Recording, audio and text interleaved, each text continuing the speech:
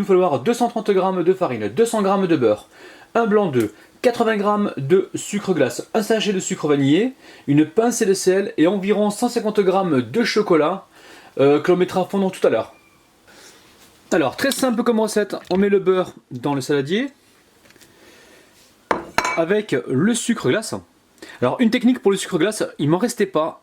Alors, ce que j'ai fait, j'ai récupéré donc du sucre classique et je l'ai passé dans un robot mixeur et j'ai obtenu donc le sucre glace. Donc, n'hésitez pas à faire cette opération si jamais vous êtes en rupture. Là, j'ai rajouté le sucre glace, ici le sucre vanillé, la pincée de sel. Et là, je vais fouetter pour crémer le tout pendant environ, on va dire, 1 minute. Alors, aussitôt que c'est fait, on récupère le tamis et je viens tamiser la farine. Je vais peut-être intégrer le blanc d'œuf avant, ce sera plus facile à mélanger. Et ensuite, je mettrai la farine. Donc là, je mélange rapidement. Allez, je vais pouvoir tamiser tranquillement. Allez, on termine le mélange. Alors vous mélangez environ 40 secondes pour obtenir un mélange comme ça bien crémeux. Allez, je débarrasse les petits fouets, on va pouvoir mettre tout ça en poche. Allez, je remplis ma poche. Les amis, ici j'ai récupéré donc une douille cannelée. Ensuite, avec ce qui restait donc au fond du saladier, j'ai récupéré un petit peu de pâte que j'ai mis en dessous de la feuille. Je vous montre pour pouvoir la coller pour ne pas qu'elle s'envole. Donc là, elle est bien fixée.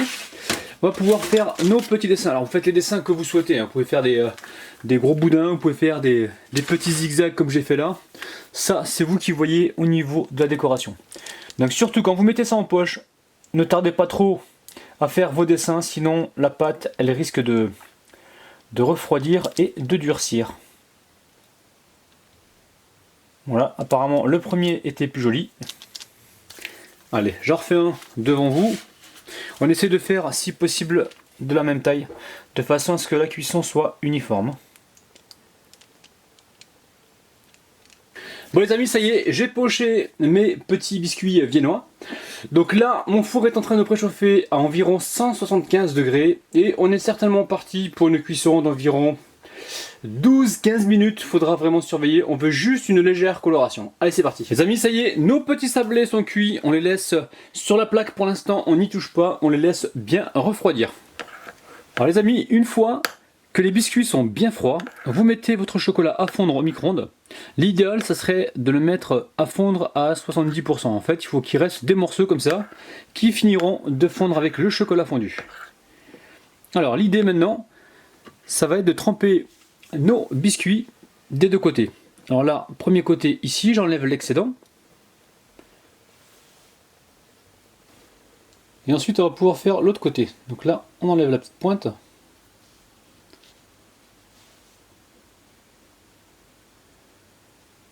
J'essuie le chocolat comme ceci, donc sur ma tasse. Et je viens le déposer sur un papier cuisson. Je vais faire la même chose avec tous les biscuits et on se retrouve tout de suite.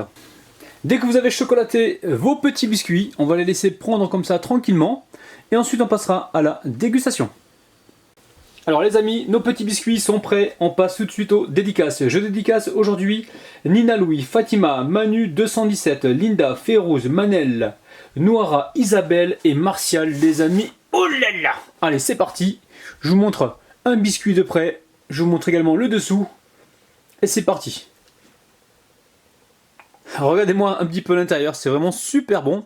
Et heureusement qu'on a chauffé le chocolat uniquement à 70% pour avoir justement ce chocolat à point, comme ceci, qui ne colle pas au doigt. Donc les amis, si jamais vous refaites la recette, comme d'habitude, n'oubliez pas de m'envoyer toutes vos photos sur ma page Facebook. N'hésitez pas aussi à faire ces petits biscuits pour accompagner donc le café ou le thé.